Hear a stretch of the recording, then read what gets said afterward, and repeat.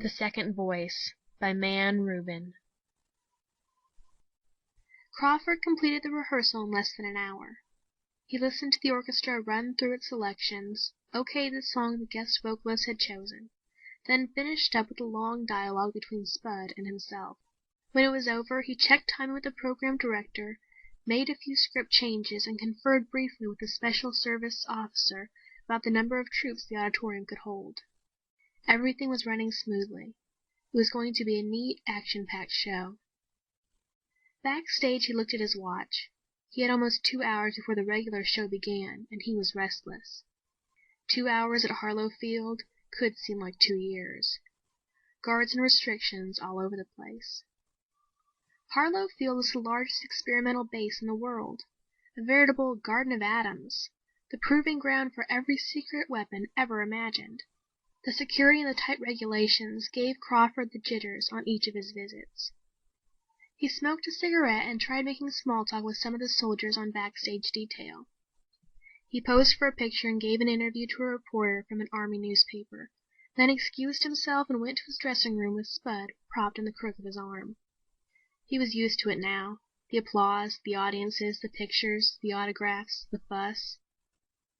Everywhere the response was the same. They had either seen him in the movies or on television or in the nightclubs where he first broke in his act. Now they wanted to establish an identity with him, to touch the merchandise, to stand close so that they could write home about the visiting celebrity. Crawford was a realist. It was all part of being a name. It had taken him just 5 years to make the big time. 5 years of road shows, coast-to-coast tours, one-night stands, and a dummy named Stud to make him the hottest ventriloquist in the business. His act was tight, well-paced, and popular. He had a weekly radio show, a television program, and a 7-year contract with a major Hollywood studio. He was riding high. Still, he hadn't forgotten the soldiers. 2 months each year he took time off to travel the USO circuit. His agent tore his hair, reminding him of the financial losses, but the USO had given him his first break, so he had always answered their call. He liked enthusiastic audiences, and the cheering of laugh-hungry men made him happy. Entertainment was his business, and he enjoyed exhibiting his talent. The wider the audience, the better he liked it. His dressing room was located back of the auditorium. He closed the door behind him, put Spud on a chair, and began getting out of his rehearsal clothes. He lit a cigarette and looked at himself in the mirror. He was tired and needed a shave. In the last week the pace had been fast. The USO tour still had a few days to run, but he was looking forward to its end. A vacation, the luxury of relaxation, would all be his then. He opened a drawer of the dressing table and pulled out a bottle of scotch. There were 2 hours to be killed before the show. He drank a shot and thought about it. A shower, a shave, a good dinner, and a walk around the base would consume the time. After the show, he would drive back to town and check in at a hotel for a good night's sleep. He was putting the bottle back in the drawer when a knock sounded at the door. He said, "Come in," thinking it was one of the cast, and didn't turn around. He heard the door open, glanced into the mirror, and glimpsed Colonel Meadows, the commanding officer of Harlow Field, and a man in civilian clothes he didn't recognize. He turned around, reached for a bathrobe. "Don't mind us, Robbie," said the colonel. "Just dropped by to say hello." He was a small, plump man, and his face was always red and perspiring. Crawford knew him slightly from the other times he had played Harlow Field, but this was the first time the colonel had ever paid him a backstage visit. "Got a fan here who wants to meet you," continued the colonel. "Shake hands with Dr. Paul Schalt, one of our best scientists. He and I just caught your rehearsal. Fine, very fine." The doctor's name struck a chord, and Crawford dug deep until it focused. Dr. Paul Schalt was a physicist working with the Army. He specialized in the development of radar, was the chief developer of the electronic detonator used in atomic bombs. "I enjoyed your performance very much," said Dr. Schalt. "Your voice is extraordinary." He had a smooth, angular face, black hair, and black, penetrating eyes. "Amazing range." "Thanks," said Crawford. "And the clearness of tone is phenomenal," said Dr. Schalt. "Has it always been like that?" Crawford nodded. When I was a kid it embarrassed me, my voice, he said, smiling. A trick voice, everybody called it. But it's a definite asset to a practitioner of the art of ventriloquism.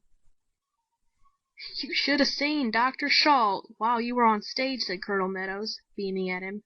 He was running all over the auditorium testing your voice with one of his gadgets. Crawford grinned. I didn't realize I moved my audience so. Dr. Schalt laughed. What Colonel Meadows says is true. I'm very interested in your vocal range. While you rehearsed, I tested the quality and sound of your tone. He stopped, looked around the room until he discovered Spud where Crawford had put him on the table. He walked over to the dummy and touched the wooden head with his hand. Actually, it's a second voice. That sound and vibration you used for Stud. It's perfect for what I need, that second voice. Dr. Schalt put the dummy back in the position he had found him in, reached into his pocket and brought out a small glass enclosed instrument, which he held in front of him. Do you know what this is? He asked, approaching the dressing table. Never saw it before, Crawford said, examining the gadget. A small arrow flickered nervously within a glass cage. It's called a voice oscillator, explained Dr. Schalt. It's sensitive to the slightest tonal inflection. We use it to measure the pitch and volume of a human voice. What's all this got to do with me? Crawford asked. We want to use the voice of Spud for an experiment. A very important experiment. With your permission, we'd like to do it immediately. I'm afraid that's impossible, said Crawford. I have a show in about... Our equipment is all set up, interrupted the doctor. The entire test will take 45 minutes. We'll have you back in no time. Crawford frowned. He was tired, and he looked forward to relaxing a while before the show. Couldn't we make it some other time, he said. The colonel spoke then. Robbie, do you remember reading 4 years ago that our radar system was able to beam signals to the moon and have them returned? Sure, said Crawford. It got a big play in all the newspapers. Well, our scientists are now ready to conduct a similar experiment, said Colonel Meadows. This time to Mars. To Mars? Repeated Crawford, wondering what it had to do with him. Only this time we plan to send a voice. A human voice that can travel through interstellar space, said Dr. Schalt. But that's impossible, Crawford exclaimed. With the average voice, yes, said Dr. Schalt. Cosmic disturbances would drown out a normal voice amplified 1,000 times beyond its regular frequency. But a voice in a higher octave, like your second voice. Well, we believe there's a certain resonant intonation which can be curved and regulated in any direction. In the voice you use for your dummy. Crawford nodded. Spud's voice contains that quality, continued Dr. Schalt. I believe it can reach Mars and bounce back. I'm asking you to be the first man ever to throw his voice to another planet. There was quiet for a moment when he finished. Crawford's cigarette had gone out, and he relit it. The smoke steadied him. Outside in the auditorium the orchestra had begun to rehearse again. Where's the station set up? Asked Crawford finally. It's right here on the field, Robbie, Colonel Meadows said quickly. We've had it under wraps for the last 8 months. It'll be a tremendous thing if it works. Crawford dragged on his cigarette a last time and stamped it out. He walked over to Spud, lifted the dummy into position in the crook of his arm. What do you say, Crawford? Asked Dr. Schalt. There was a note of urgency in his voice. I don't know, said Crawford slowly. My crazy voice is my bread and butter. Can't you use somebody else? Somebody whose voice isn't his life? We've wasted weeks testing every man on this field, said Dr. Schalt solemnly. The average voice becomes static as soon as it gets past Earth's atmosphere. But your voice can break through. I've studied every vibration, every quiver of it. It bends and flexes with each cosmic pressure. You must let us try. Crawford looked at Colonel Meadows. Robbie, I promise you there's no danger involved, the colonel said. There's been a great deal of time and effort put into this project, and we'd like to see it work. This week Mars and Earth are the closest they'll be for the next 3 years, so it must be done now. It's your duty to help in this important project. Crawford nodded. The matter of patriotism and duty had not occurred to him. Of course, Colonel, I'll be glad to help. He looked down at the dummy. "What do you say, Spud? Want to be the first voice to reach Mars?" "Sounds crazy," came the high, squeaking reply. "but it ought to put us in the history books." Spud's glass eyes shifted to the other two men in the room, and one lid winked. "Calling Mars. This is Spud O'Malley, old Quiver Voice himself, coming in for a landing." "Good! You'll do it," said Dr. Schultz excitedly. "And if we succeed, the publicity will be worldwide." "Sure," said Crawford. "An actor likes publicity. But are you sure my voice won't be strained?" "I'm sure," Dr. Schultz said. "You'll be talking into a microphone in the same tone you use for a broadcast. Nothing more." "How long will it take?" asked Crawford. Dr. Schultz checked his watch. 15 minutes for the voice to reach Mars, and 15 minutes for it to return. He took out a black notebook from his jacket pocket and began to outline the plan, while Colonel Meadows put together a call to the laboratory. Spud's voice was to be relayed directly to a giant amplifying unit, which would project it into space. Those regulating the voice in the control room would hear nothing but vibrations because of the high frequency it would immediately attain while passing through. Only on its return from Mars would Spud's voice become audible on Earth. It sounded fantastic, but Dr. Schultz spoke of it as if it were a certainty, and Crawford knew he was recognized as a great scientist. A few minutes later, Colonel Meadows hung up the phone. He said excitedly, "Everything's set, all the equipment is ready, and there's a command car waiting outside." Crawford caught a quick glimpse of himself in the mirror. No shower, no shave, no quiet dinner, no walk. All that would have to come later. He'd been hooked. "I'm ready any time you are," he said. He folded Spud in his arms and followed the two men to the door. They did not speak much in the car. The laboratory was on the northern rim of the field, a 10-minute drive from the auditorium. Approaching the building, Crawford noticed the high radar towers and the steel fences surrounding its frame. They rode past 3 different guard posts and numerous military policemen before the car halted at the main entrance. Immediately they were rushed into a small broadcasting studio, which was soundproofed and closed off by a heavy metal door. This was Dr. Schultz's home grounds, and he took charge.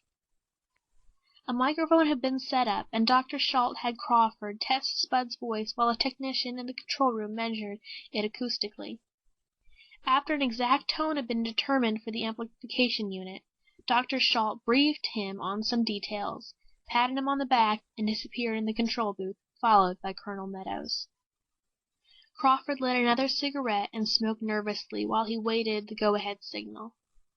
There was a dry tightness in his throat, and he concentrated on relaxing his tension. High on the studio wall, a large clock hacked away at the seconds, and behind the glass facade of the control booth he could see Dr. Schultz and his assistant manipulating dials on an intricate panel. It was almost 3 minutes before he heard another sound beside the creak of his own impatient footsteps.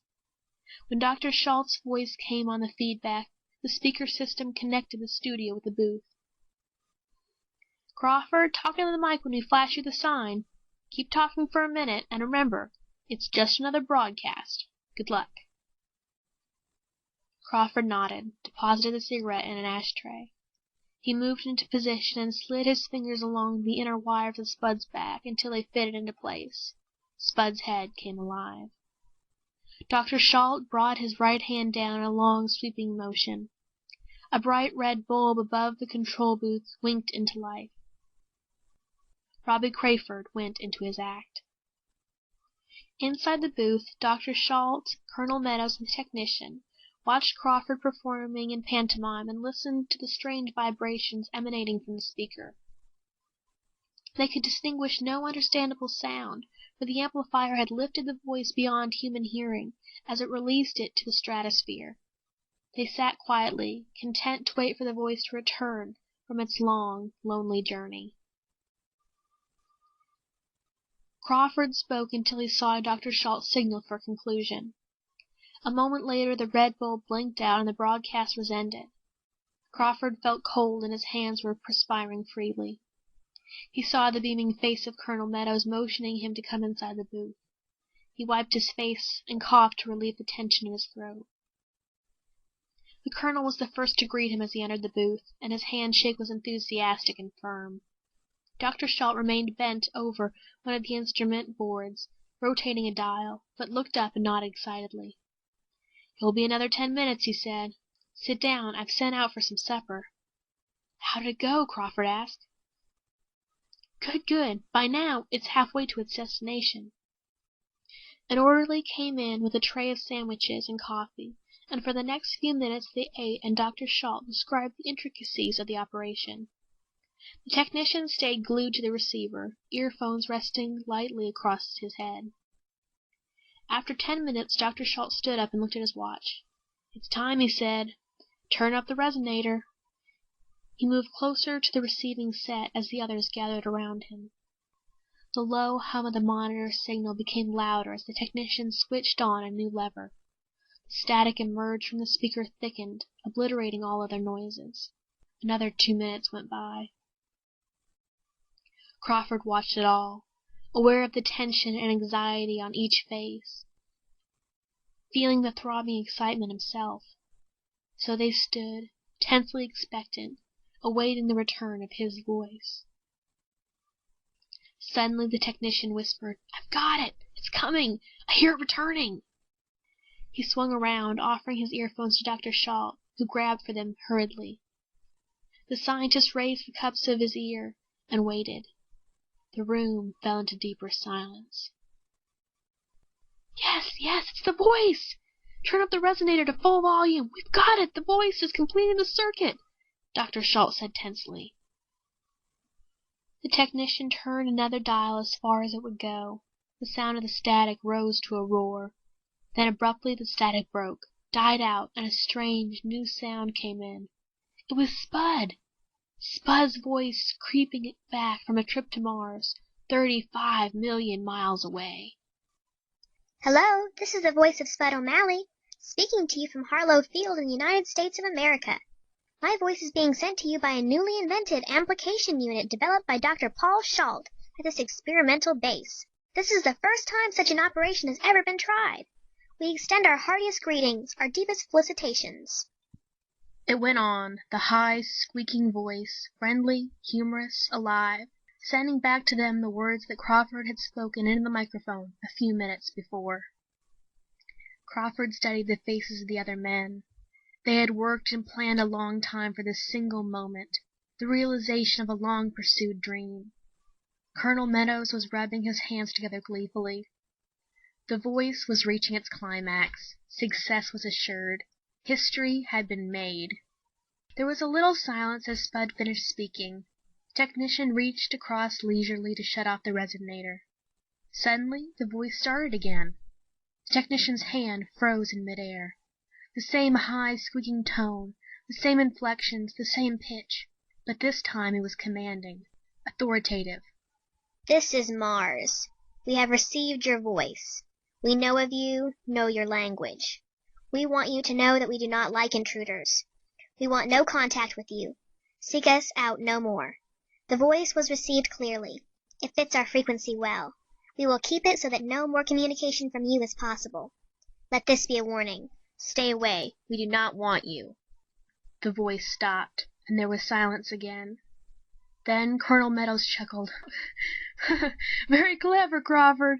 You really startled me for a moment." "Yes," said Dr. Schalt, smiling. "So you made a little joke at the end. Very clever." Crawford's back was to them as he stared at the loudspeaker.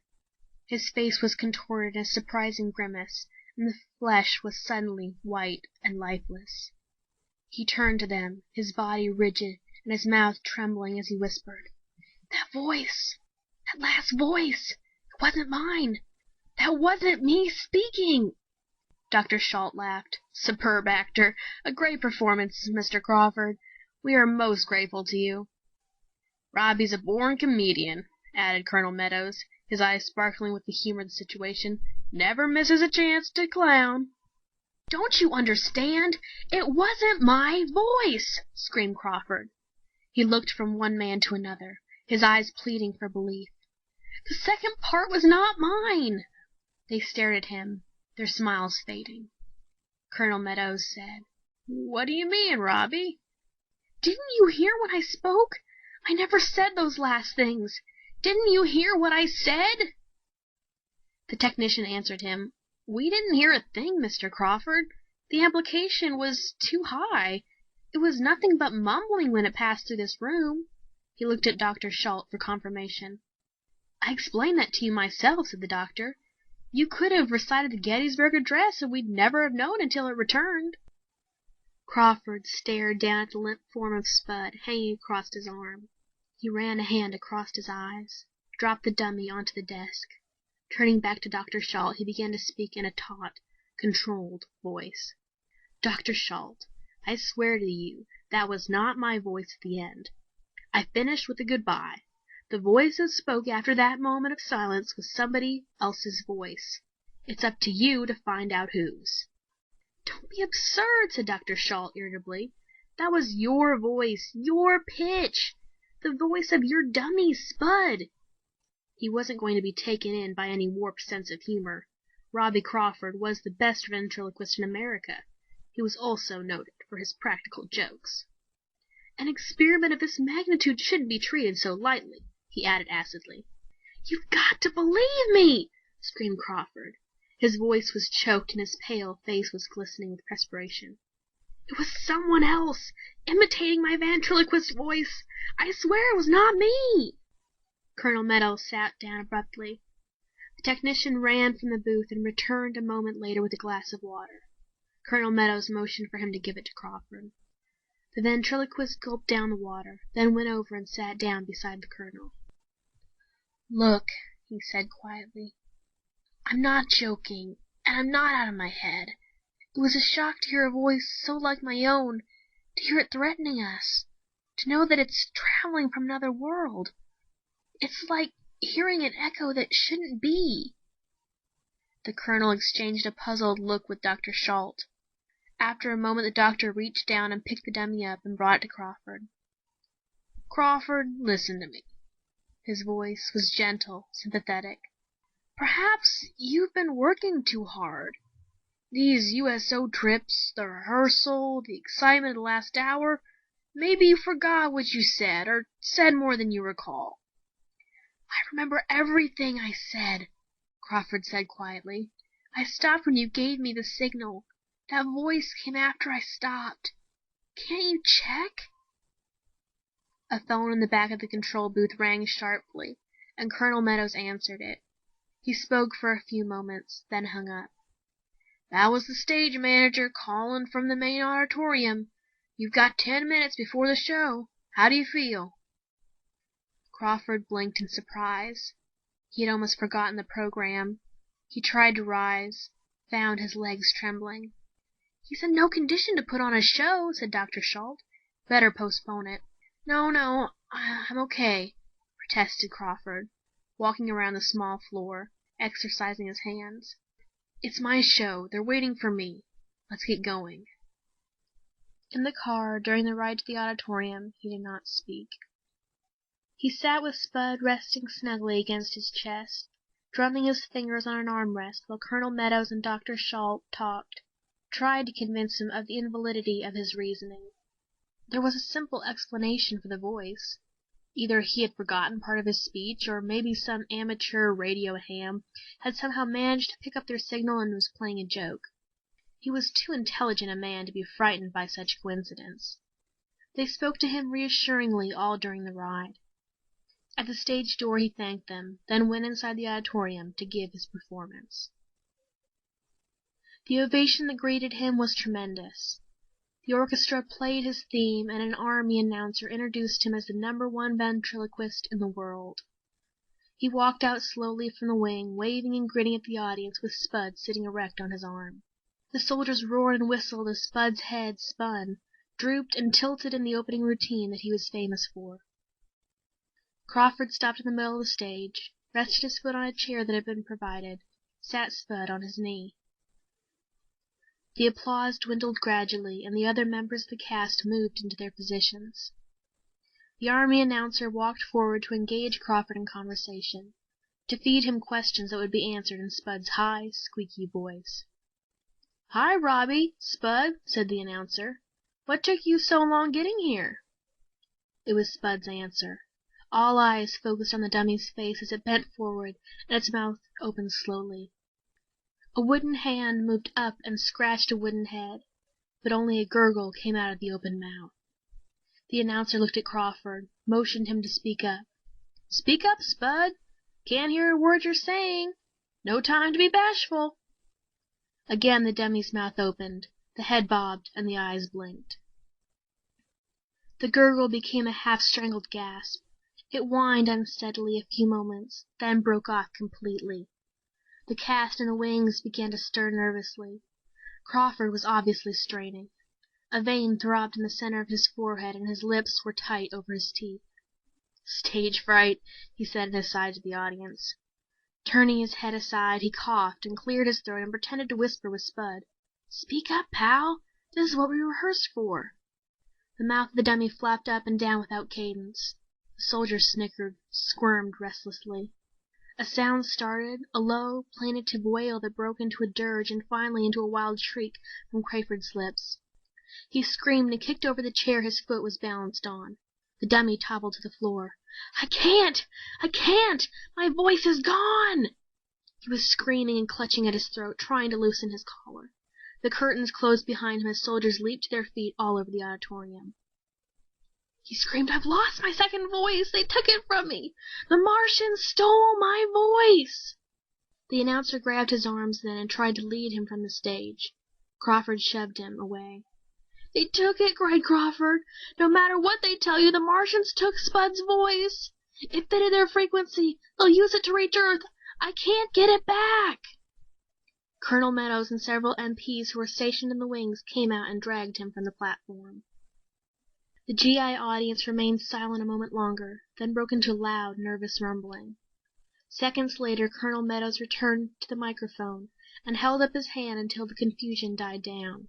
He explained briefly about Dr. Schultz's experiment and how Crawford had been asked to participate. He told how a human voice had been sent to Mars for the first time and how Crawford had suffered a temporary shock on hearing his voice return from this journey. He assured the audience that Crawford would receive the best medical care and would probably be back performing at the field in a few short weeks. He asked the soldiers to remain in their seats and let the show continue out of respect for a great performer. The orchestra began the refrain of a popular song, and the guest vocalist appeared wearing a white strapless evening gown. She blew warm, friendly kisses to the soldiers. The response she received was a healthy one. And the show went on. The end of The Second Voice by Mann Rubin.